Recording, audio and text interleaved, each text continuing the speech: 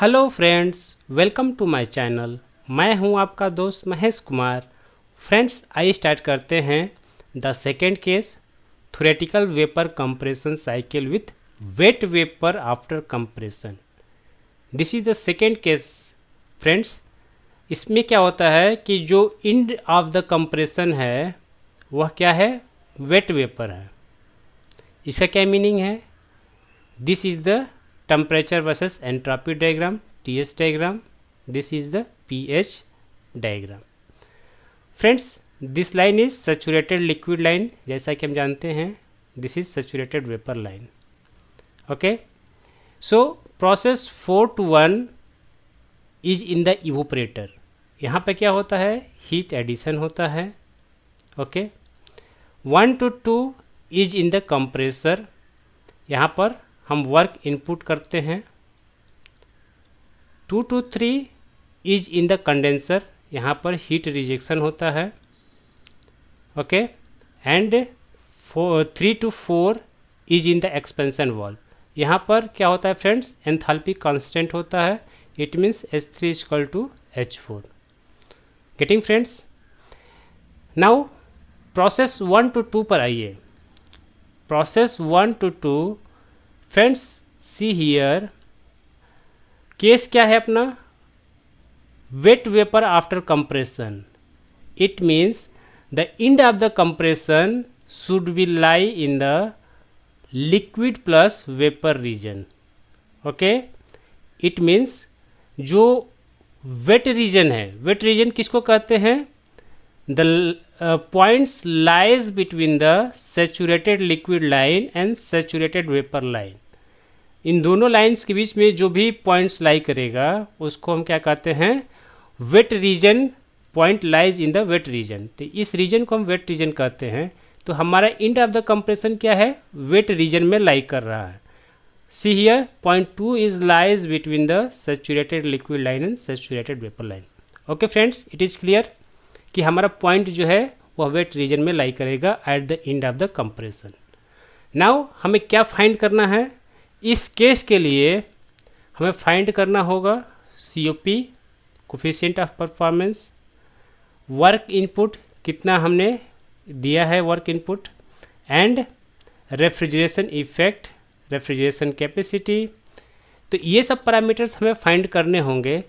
इसके लिए हमें क्या ज़रूरत पड़ेगी, to find the enthalpy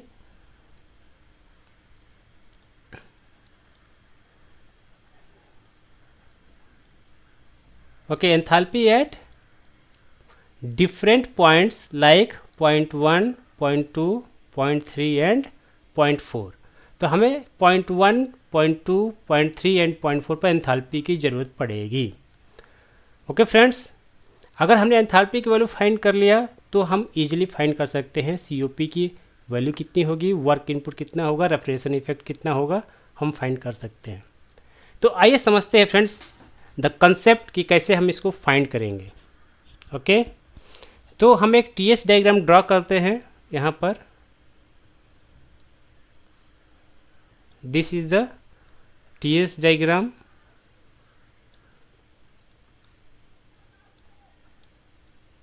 okay friends, this is the lower temperature line, this is the higher temperature line. और हमारा पॉइंट्स कहाँ लाई कर रहा है, लिक्विड प्लस वेपर रीजन में. Liquid plus vapour region means wet region में lie कर रहा है. सो हम मान लेते हैं कि this is the point. This is process 1, process 1 to 2 means this is point 1, point 2, point 3 and this is point 4. Okay, this is point 4.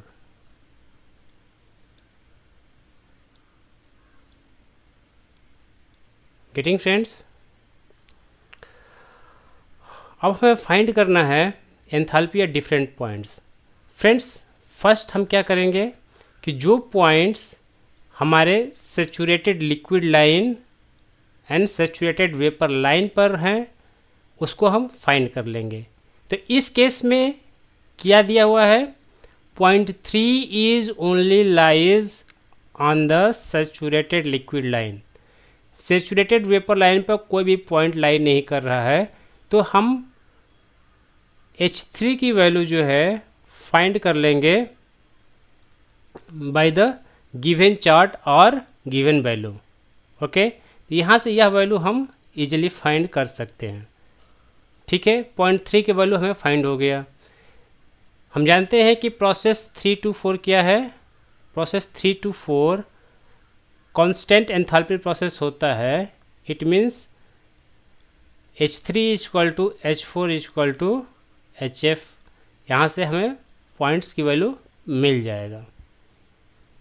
Okay friends, now हमें 0.2 पर एंथैल्पी की वैल्यू एंड 0.1 पर एंथैल्पी की वैल्यू फाइंड करना है। और यह कैसे फाइंड करेंगे? ओके फ्रेंड्स, तो यहाँ पर कॉन्सेप्ट आता है एंट्रोपी का एंड ड्राइनेस फ्रैक्शन का। क्या होता है फ्रेंड्स, इन दोनों केस में एक जो है ड्राइनेस फ्रैक्शन की वैल्यू दिया रहेगा, x2 एंड x1, तो दोनों में से कोई वैल्यू दिया रहेगा। तो हम यहाँ से सपोज करते हैं कि 0.2 पर वैल्यू दिया हुआ है। ओके, x2 की वैल्यू हमें पता है, x1 की वैल्यू नहीं पता है। ओके, हम एज्यूम करते हैं कि यह वैल्यू हमें गिवन है, ये वैल्यू नहीं गिवन है, या किसी किसी केस में ये वैल्यू दिया रहेगा, ये वैल्यू नहीं दिया रहेगा। तो दोनों में से एक वैल्यू दिया रहेगा फ्रेंड्स, इतना बस कॉन्सेप्ट क्लियर कीजिए। नाउ हमें क्या करना है, अगर यहाँ पर x2 की वैल्यू दिया हुआ है तो हम क्या फाइंड कर लेंगे, एंथैल्पी एट 0.2 कैसे फाइंड कर लेंगे, this HF2 plus x2 into Hg2 minus HF2। Since हम 0.2 पर वैल्यू फाइंड कर रहे हैं तो क्या होगा, this is 0.2, this value is क्या हो जाएगा, HF2 means 2 is the suffix. इसका मतलब ये है कि हम 0.2 पर कंसीडर कर रहे हैं। तो enthalpy eight this point 0.3 is HF plus dryness fraction. This Hg2 का मीनिंग यह हुआ कि enthalpy eight this point. Okay, and इसमें से माइनस कर देंगे ये वाले पॉइंट को, तो हमें मिल जाएगा डिफरेंस। हमें x2 की वैल्यू पता है तो हम यहाँ से H2 की वैल्यू फाइंड कर लेंगे। ओके, ये हमारा यहाँ से वैल्यू निकल गया। सिमिलरली अगर मान लीजिए कि x1 की वैल्यू दिया हुआ है, हाइपोथेटिकली हम मान लेते हैं कि x2 की वैल्यू नहीं, this is the first case कि हमारा x2 की वैल्यू दिया हुआ है। सेकेंड केस में क्या हम बात कर लें कि x1 की वैल्यू दिया हुआ होगा, तो हम क्या कर लेंगे, यहाँ से हम H1 की वैल्यू फाइंड कर लेंगे सेम फार्मूला से, HF1 plus x1 Hg1 minus HF1।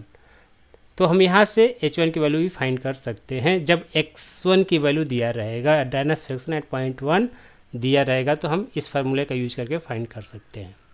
Okay, now friends हमें फाइंड करना है 0.1 पर, हमें फाइंड करना है 0.1 पर। यहाँ पर वैल्यू कैसे फाइंड करेंगे, तो इसके लिए एंट्रोपी कॉन्सेप्ट का यूज होगा। एंट्रोपी क्या होता है, since this process is 1 to 2 process is isentropic process, isentropic process होता है, तो इस केस में entropy at 0.1 is equal to entropy at 0.2। Okay friends,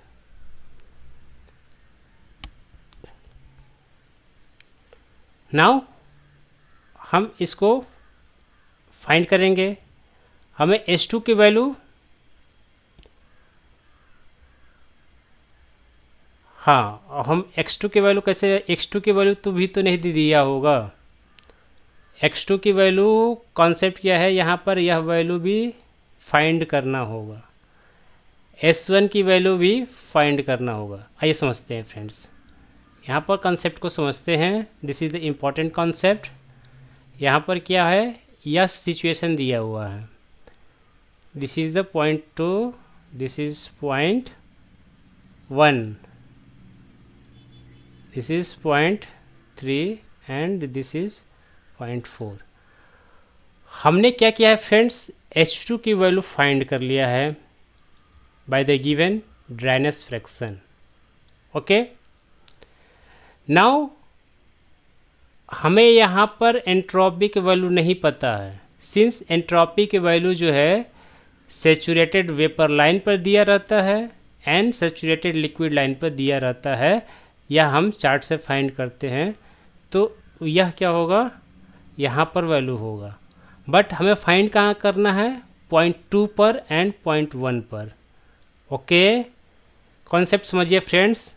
तो हमें क्या करना है, हम जानते हैं कि प्रोसेस 1 to 2 में क्या होगा, entropy at point 1 equal to entropy at point 2, this is the concept. But हम फाइंड कैसे करेंगे, सिंस यहाँ पर क्या करेंगे, हम H2 की वैल्यू फर्स्ट फाइंड करेंगे क्योंकि हमें ड्राइनेस फ्रैक्शन की वैल्यू दिया हुआ है। तो पॉइंट 2 पर ड्राइनेस फ्रैक्शन की वैल्यू क्या होगा, H2 इक्वल टू सेम क्या हो जाएगा, SF2 plus X2 SG2 minus SF2, meaning कि एंट्रोपी एट पॉइंट 3 मीन्स क्या हो जाएगा, दिस इज SF2, यहाँ पर SF2 की वैल्यू होगा और यहाँ पर SG2 की वैल्यू होगा and this is the dryness fraction. तो हमें यहाँ से H2 की वैल्यू मिल जाएगा। ओके, सिंस ये वैल्यू दिया रहेगा, ये वैल्यू दिया रहेगा, ये वैल्यू दिया रहेगा, तो हम फाइंड कर सकते हैं H2 की वैल्यू कितना होगा। Okay, now coming to the point 1, S1 की वैल्यू कितना हो जाएगा, S1 के केस में क्या हो जाएगा, SF1 meaning entropy at this point plus dryness fraction at point 1 into SG1 minus SF1। Okay, entropy at this point, this is SG1, यहाँ पर क्या हो जाएगा, SF1। ओके फ्रेंड्स, अब हम इसको क्या करेंगे, हम जानते हैं कि this value is equal to S2, हमें H2 की वैल्यू पता है, ये वैल्यू पता हो जाएगा, ये वैल्यू पता है, ये वैल्यू पता है, तो यहाँ से हम फाइंड कर लेंगे क्या, ड्राइनेस फ्रैक्शन एट पॉइंट 1, तो ये वैल्यू हमें फाइंड हो जाएगा। थोड़ा सा कंसेप्ट समझने की ज़रूरत है फ्रेंड्स कि H2 की वैल्यू पहले निकाल लेंगे गिवन ड्राइनेस फ्रैक्शन से, फिर उसका यूज करके हम dryness fraction at point 1 find करेंगे, देन हम फाइंड कर लेंगे H1 की वैल्यू क्या हो जाएगा, HF1 plus X1 into SG1 minus HG1 minus HF1। तो यहाँ से एंथैल्पी फाइंड हो जाएगा। सिंपल है, बस थोड़ा सा कॉन्सेप्ट समझने की ज़रूरत है। तो यहाँ से हम फाइंड कर लेंगे H1 की value. Okay, now friends, again the same कि हमें फिर अब हमें H1 की वैल्यू पता चल गया, H2 की वैल्यू पता चल गया, H3 की वैल्यू पता चल गया एंड H4 की वैल्यू पता चल गया। तो हम फाइंड क्या कर लेंगे, हम फाइंड कर लेंगे यहाँ से COP कितना होता है, COP कितना होता है, COP इक्वल टू क्या हो जाएगा, first case COP equal to refrigeration effect upon work input.